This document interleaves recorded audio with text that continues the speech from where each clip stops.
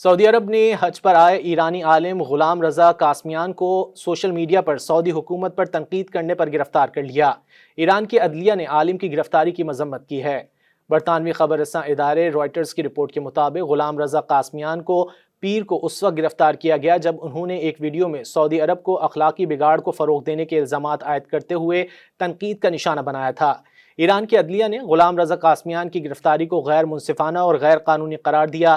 ایرانی سرکاری میڈیا نے آگاہ کیا ہے کہ ایران کا قونصل خانہ جدہ میں اس معاملے کی پیروی کر رہا ہے اور گرفتاری کے بعد سے اب تک علی رضا قاسمیان سے 2 بار ملاقات کر چکا ہے۔ ایران کے وزیر خارجہ عباس عراقچی نے ایکس پر لکھا کہ ایران خاص طور پر حج جیسے روحانی ماحول میں مسلمانوں کے اتحاد کو نقصان پہنچانے کی کسی بھی کوشش کی مذمت کرتا ہے۔ غلام رضا قاسمیان نے اپنی ویڈیو میں کہا تھا کہ اب لوگ قمار خانوں، قہوہ خانوں اور فحش کانسرٹس کے لیے انطالیہ کے بجائے مکہ اور مدینہ جائیں گے۔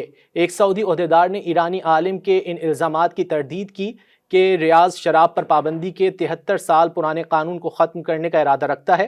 مسلمان خصوصاً قدامت پسند سعودی عرب میں شراب پر کسی بھی قسم کی پابندی میں نرمی کو متنازع خیال کرتے ہیں، خاص طور پر اس لیے کہ سعودی عرب اسلام کا جائے پیدائش ہے اور مکہ اور مدینہ میں اسلام کے 2 مقدس ترین مقامات واقع ہیں۔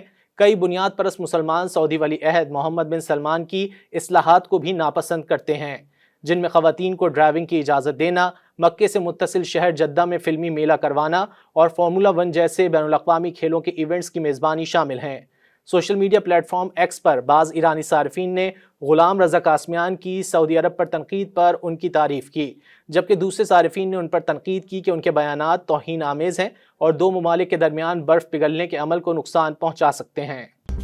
مزید نیوز اپ ڈیٹس اور ڈیجیٹل سٹوریز کے لیے سبسکرائب کریں ڈان نیوز پاکستان۔